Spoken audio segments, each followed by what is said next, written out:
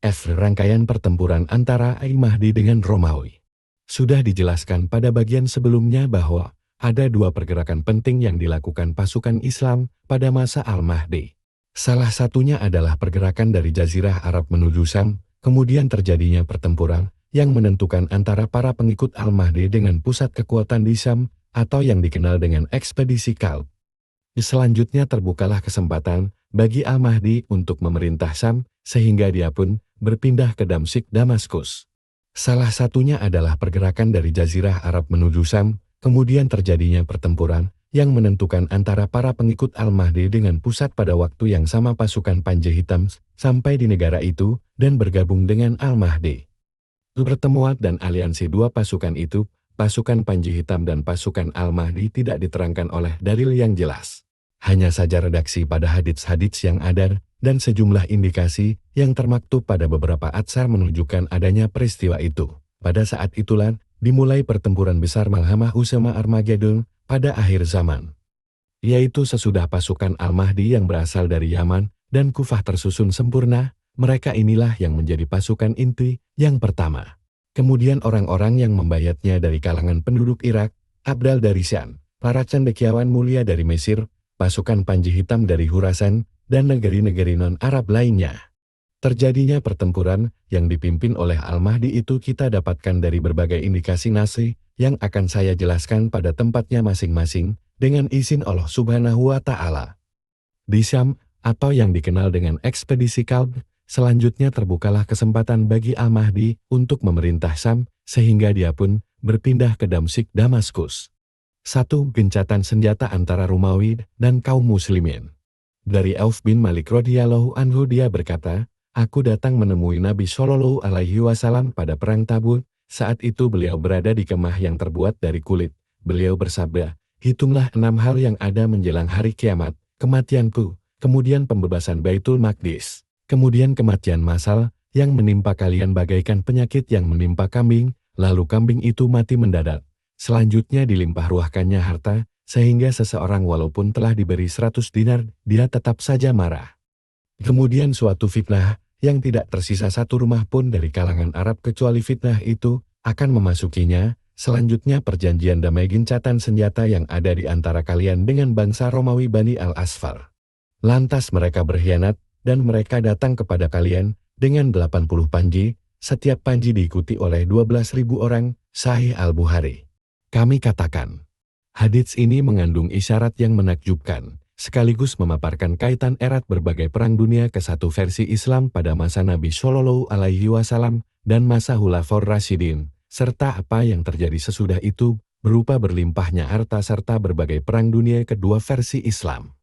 Yang diawali dengan terjadinya fitnah, perjanjian damai, dan pengkhianatan Romawi pada masa Al-Mahdi. Ini merupakan tuturan yang menakjubkan, rahasia yang mempesona, sekaligus berita gembira yang terkandung dalam petunjuk Nabawi. Beberapa poin penting yang kita petik dari hadits ini adalah fitnah yang memasuki setiap rumah. Berbagai petunjuk lahiriah dari hadits ini dan penafsiran kontemporer memaparkan bahwa fitnah ini kemungkinan besar adalah media informasi yang memasuki setiap rumah, termasuk di dalamnya internet. Menurut saya media informasi ini merupakan komponen fitnah dan bukan fitnah itu sendiri. Berdasarkan sejumlah sebab, di antaranya 1. Ada kesesuaian antara fitnah ini dengan fitnah Duhaimah. Segi kesesuaiannya adalah fitnah Duhaimah tidak menyisakan seorang muslim pun, kecuali ia pasti menamparnya. Sedangkan fitnah yang disebutkan ini memasuki setiap rumah, yang menunjukkan sifatnya yang menyeluruh dan total. Inilah sifat yang paling dominan kedua fitnah tersebut. 2. Redaksi pada hadits ini menunjukkan tentang perkara-perkara umum dan menentukan menjelang hari kiamat. Maka pernyataan yang tepat terkait maksud dari fitnah yang memasuki setiap rumah adalah fitnah Duhaimah, fitnah yang bersifat universal dan menjadi fitnah pendahuluan menjelang fitnah Dajjal. 3. Disebutkannya perjanjian damai atau gencatan senjata sesudah fitnah Duhaimah sesuai dengan apa yang sudah kita bicarakan, bahwa fitnah tersebut menjadi pengantar kemunculan Al-Mahdi yang pada masa kekuasaannya terjadi perjanjian damai antara muslimin dengan Romawi. 4. Pernyataan bahwa yang dimaksud dengan fitnah itu adalah media informasi tidak bertentangan dengan apa yang sudah kita perbincangkan bersama, bahkan memfokuskan apa yang kita bicarakan, yang paling tepat adalah fitnah besar itu. Salah satu tali serta sarananya adalah media informasi yang digunakan oleh corong-corong kebatilan untuk memerangi hati masyarakat dan menyusupi rumah-rumah mereka.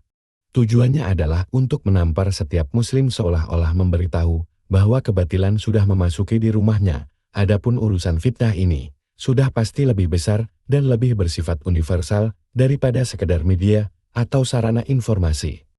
Fitnah ini adalah sistem kompleks yang tersusun dengan sangat rapi yang dimobilisasi oleh gembong-gembong kebatilan yang kepiawaiannya mendekati kepiawaian Dajjal dalam menebarkan syahwat dan menggelorakan syubhat di antara setiap individu umat ini. Pemahaman atau pengertian seperti ini tidak tepat kecuali untuk fitnah dohaimah saja. Pelajaran tambahan pada hadits ini adalah hadits ini menyebutkan satu fitnah, sekaligus mengandung pemberitahuan salah satu sarana terpenting. B. Pasukan Bani Asfar. Yang dimaksud dengan Bani Asfar, menurut istilah bahasa, adalah bangsa Romawi. Hal yang harus dicermati pada hadits ini adalah hadits ini mengisyaratkan adanya satu perjanjian damai atau gencatan senjata tanpa menyebutkan sebab-sebabnya yang sudah disebutkan dengan jelas pada hadits yang lainnya.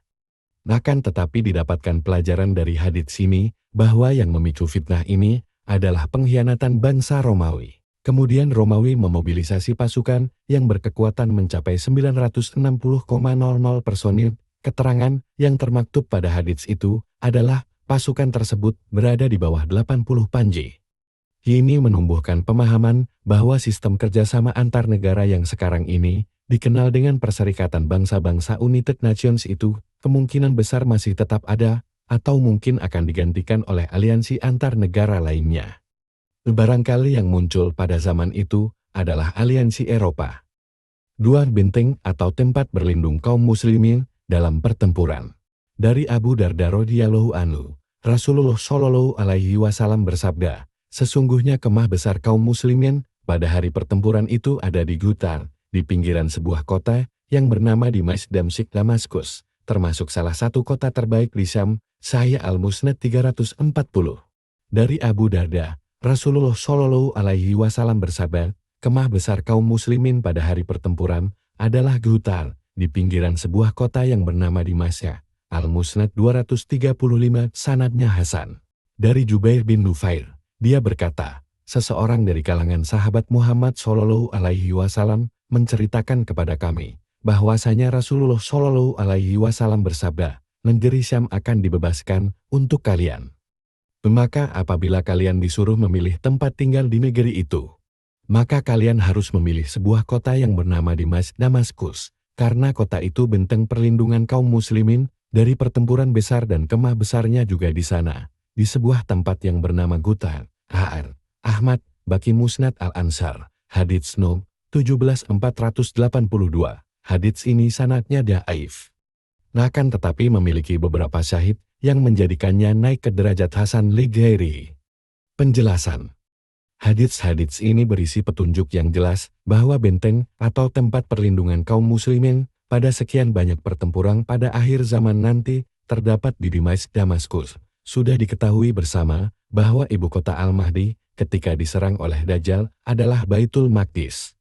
Di sini muncullah pertanyaan penting, yakni apa yang menghalangi Al-Mahdi pada awalnya ketika memasuki Syam untuk pergi ke ibu kota kekhalifahannya, Baitul Maqdis?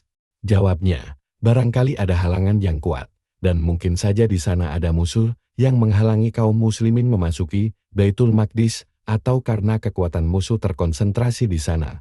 Jika tidak seperti itu, andai kata tidak ada halangan dari musuh, dan semisalnya niscaya Al-Mahdi sudah sejak awal pasti pergi menuju Baitul Maqdis. Isyarat sebelumnya menjelaskan kepada kita tujuan pertempuran pertama yang diterjuni oleh Al-Mahdi di Syam, yakni membebaskan Baitul Maqdis dari perampas yang mendudukinya. Kalau kita kaitkan antara hadits ini dengan hadits lain yang mengisyaratkan terjadinya perang antara kaum muslimin melawan Yahudi serta berbicaranya pohon dan batu kepada muslimin, niscaya kita akan mendapatkan gambaran sempurna untuk setiap detail dari periode tersebut, yang detailnya akan saya paparkan para alinea berikut ini. Sudah dijelaskan pada bagian yang lalu bahwasanya Al-Mahdi pada awalnya menjadikan Damaskus sebagai ibu kota, karena Yahudi mengonsentrasikan kekuatannya di Palestina dan mereka menghalangi Al-Mahdi untuk memasuki Baitul Maqdis. Fakta realistis menunjukkan bahwa Yahudi memang merupakan duri yang harus segera dihilangkan pada periode itu. Akan tetapi pada periode yang sama benih-benih Daulah Islamiyah Kekhalifahan Islam sedang mulai tumbuh kekuatannya. Kepentingan kaum muslimin sama dengan kepentingan Romawi dalam mengalahkan musuh mereka ini Yahudi, maka terjadilah perjanjian damai di antara mereka. Inilah yang akan dijelaskan pada hadits-hadits berikut ini. 3. Sebab gencatan senjata antara kaum muslimin dengan Romawi serta hasilnya. Dari Zimebar, seorang ilaki dari kalangan sahabat, Nabi Shallallahu Alaihi Wasallam bersabda, kelak kalian akan mengadakan perjanjian damai dengan Romawi. Kalian dan mereka akan memerangi musuh dari belakang kalian, lalu kalian diberi kemenangan, mendapatkan harta rampasan perang, dan selamat. Kemudian kalian pulang hingga singgah di sebuah padang rumput perbukitan di Situlu. Lantas seorang lelaki dari kalangan orang-orang Nasrani mengangkat salib tinggi-tinggi, lantas dia berkata, salib telah menang. Seorang lelaki dari kalangan muslimin marah, lantas dia memukulnya. Pada saat itulah, bangsa Romawi mengkhianati perjanjian dan menghimpun kekuatan untuk melancarkan pertempuran. Sahih Al-Musnad 239.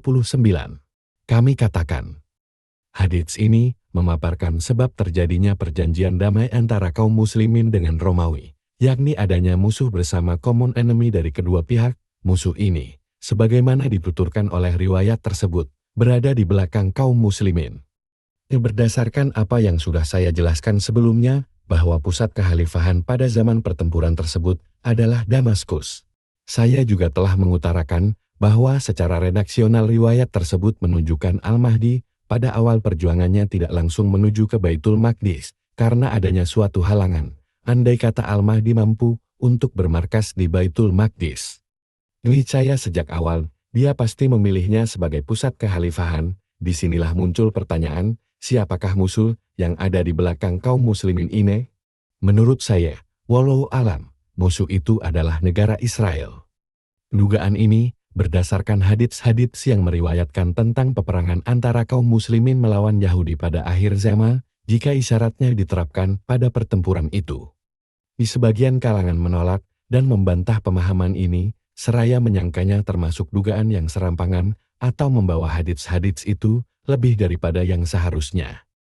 Saya katakan, pemahaman ini didapatkan dari kajian terhadap sejumlah hadits dan dikuatkan oleh sejumlah indikasi serta beberapa alasan menurut saya. Di samping itu, saya tidak mendapati adanya halangan secara syar'i untuk menolak pemahaman seperti di atas, sehingga masih tetap dalam lingkup lingkaran ijtihad yang mungkin saja salah. Agar pemahaman ini menjadi jelas, saya akan sebutkan sejumlah alasan atau indikasi yang menguatkan kebenaran pemahaman ini.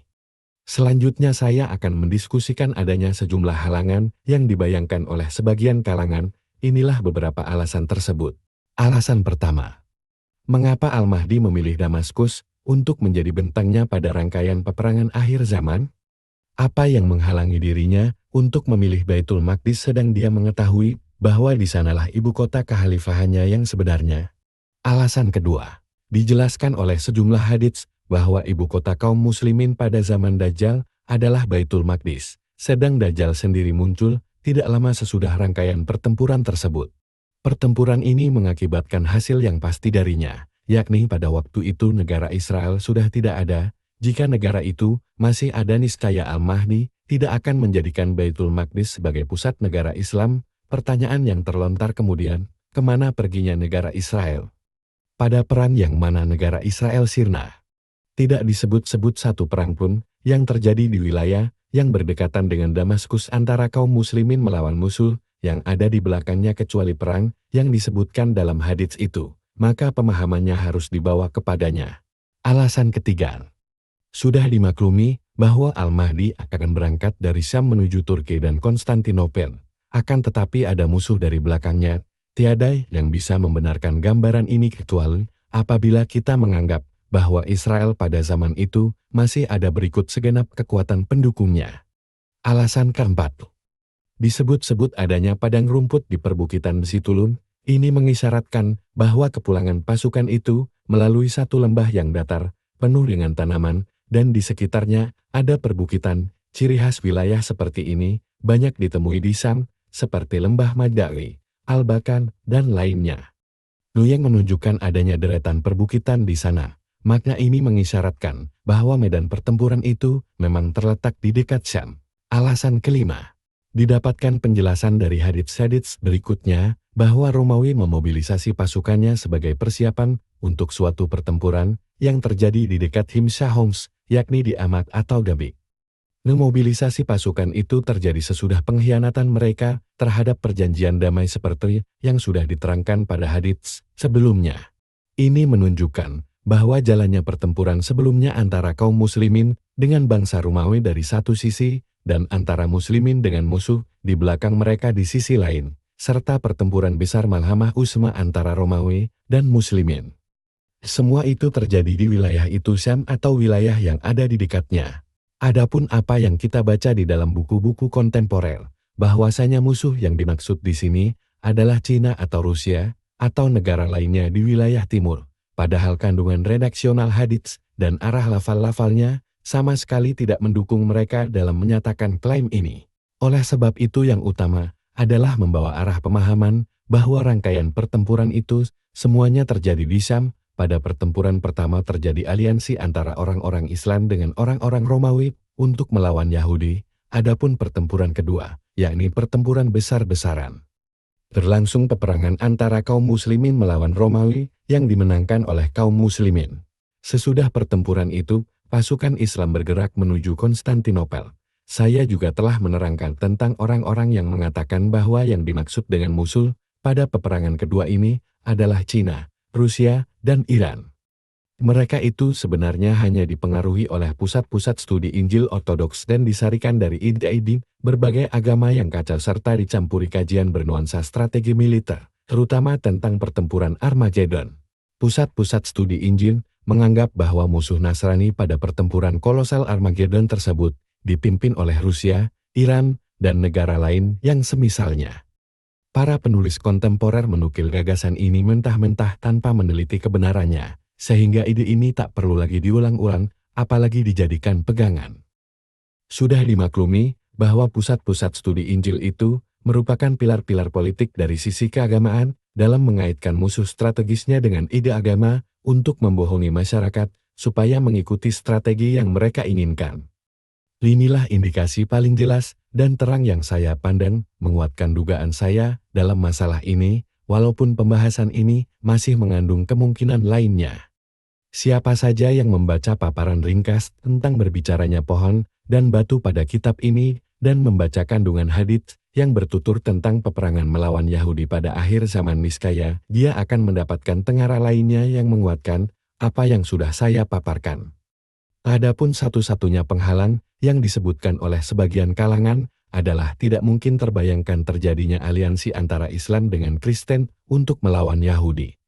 Apalagi sekarang ini, kita mendapati sesuatu yang sama sekali bertolak belakang dengan itu. Faktanya ada aliansi antara Yahudi dan Nasrani untuk melawan kaum muslimin.